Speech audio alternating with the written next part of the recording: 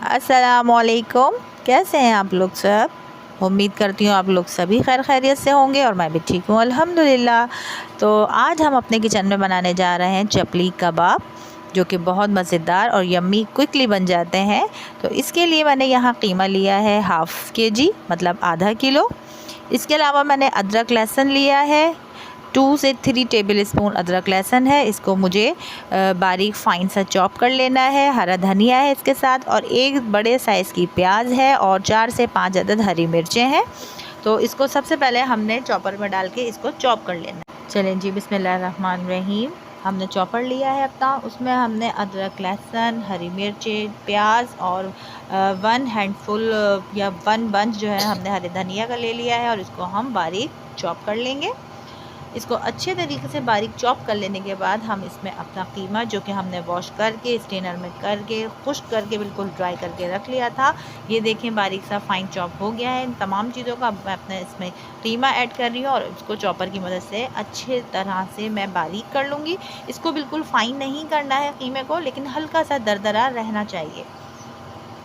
ये देखिए यहाँ पे मैं आपको दिखा रही हूँ कि ये मैंने बारीक कर लिया है, लेकिन सिर्फ इतना बारीक करना है कि इसमें हल्का सा थोड़ा सा दरदरापन रहना चाहिए। अच्छा जी, ये देख लीजिए मैंने यहाँ 2 से 3 टेबल स्पून साबुत धनिया लिया है, और 2 से 3 टेबल स्पून मैंने सफ़ेद ज़ीरा लिया है। इसको मैंने ड्राई रोस्ट कर लिया है, और अब मैं इसको बारीक पाउडर बना लूँगी।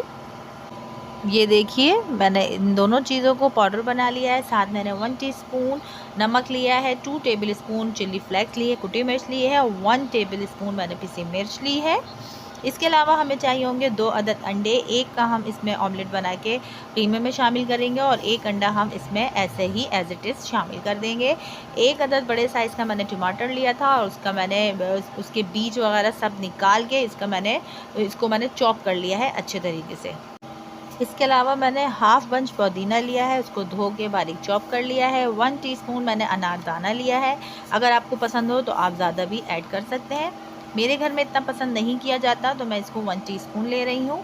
ये देख लीजिए टमाटर में बिल्कुल भी पानी नहीं है, क्योंकि मैंने इसके सीड्स वगैरह सब रिमूव कर दिए हैं। अंडों को जो है मैं इसको एक को बीट करके इसका ऑमलेट बना लूँगी। और यहाँ इन मसालों में मैंने 1 टीस्पून अजवाइन भी ली है, मैं आपको बताना भूल गई। एक अंडे का मैंने यहाँ देखिए ऑमलेट बना लिया है। अच्छा ये देखिए चॉपर में हमने अदरक लहसुन धनिया हरी मिर्च और प्याज अच्छे तरीके से कीमे के साथ चॉप कर लिया था, और इसके साथ ही मैंने जो अभी आपको तमाम ड्राई मसाले बताए हैं वो 1 बाय 1 मैं करके इसमें ऐड करती जाऊंगी। ये देखिए मैंने तमाम मसाले जो हैं इस हरे मसाले वाले कीमे में शामिल कर दिए हैं।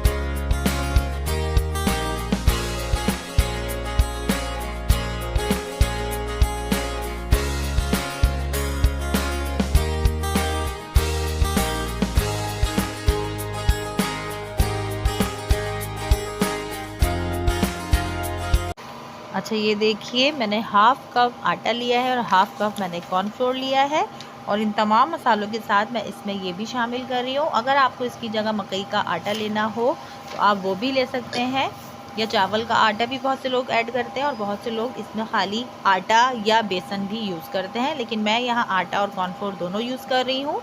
और ये देखिए मैं इसमें शामिल कर चुकी हूँ। अब इन तमाम मसालों के साथ मैं इस आटे और कॉर्नफ्लोर को हाथों की मदद से अच्छे तरीके से मिक्स कर लूँगी, और मिक्स कर लेने के बाद इसको हम 15 से 20 मिनट रेफ्रिजरेटर में रखेंगे या फ्रिज में रखेंगे। उसके बाद हम इसको 20 मिनट स्टे देने के बाद हम इसको टिक्कियाँ बनाना शुरू करेंगे। लेकिन ये देखिए मैंने तमाम मसाले मिला लिए हैं आटा कॉर्नफ्लोर के साथ। अब मैंने जो एक अंडे का ऑमलेट बनाया था खाली इसको बीट करना है, और थोड़े से ऑयल में या घी में इसको सिर्फ फ्राई कर लेना है, कच्चा पक्का रखना है, इसको फुल डन नहीं करेंगे। अब ये ऑमलेट भी मैं इस कीमे में अच्छे तरीके से हाथों की मदद से मिक्स करूँगी। उसके बाद मैं इसको 15 से 20 मिनट रेस्ट दूँगी, और उसके बाद मैं इसकी टिक्कियाँ बनाती हूँ। ये देखिए मैंने पराठों वाला तवा ले लिया है, उसको गर्म कर लिया है, उसमें कुकिंग ऑयल डाल लिया है और अब देखिए मैं हैंड टू हैंड इसकी टिक्कियाँ बनाती जा रही हूँ और टमाटर का एक स्लाइस इस पर लगा देंगे और ये टिक्किया को हम ऑयल में रख देंगे फ्राई करने के लिए।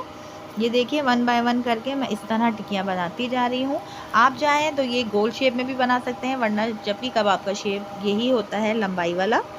अगर आपको ये पसंद हो तो आप ये भी बना सकते हैं। और ये देखिए इसको हम 5 मिनट के लिए वन साइड इसको सेक लेंगे, फ्राई कर लेंगे और चम्मच या स्पैचुला की मदद से इसको थोड़ा सा दबाते रहेंगे।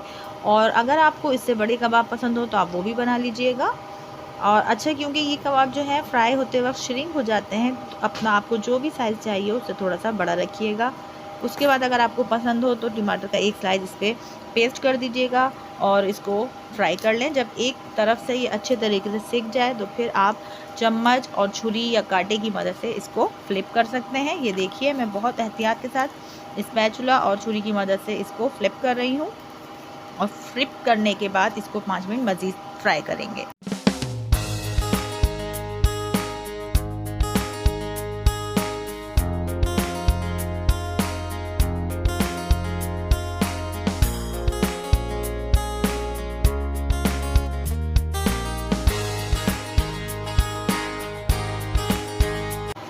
ये देखिए अच्छे तरीके से हमारे कबाब फ्राई हो रहा है। मैं इसको डिश आउट करती हूँ। ये देखिए जी माशाल्लाह से हमारे चपली कबाब ज़बरदस्त से तैयार हो चुके हैं। आप लोग भी ज़रूर ट्राई कीजिएगा। मुझे उम्मीद है आप सभी को ये चपली कबाब की रेसिपी बहुत आसान और मज़ेदार लगी होगी, आपको भी पसंद आएगी। मेरे चैनल को लाइक करें, सब्सक्राइब करें, शेयर करें और मुझे दुआ में याद रखिएगा। अल्लाह पाक आप सभी को अपने अपने फैमिलीज़ के साथ अपने अपने घरों में खुश खुर्रम आबाद रखे। मिलते हैं नेक्स्ट वीडियो में, जब तक के लिए अल्लाह हाफ़िज़।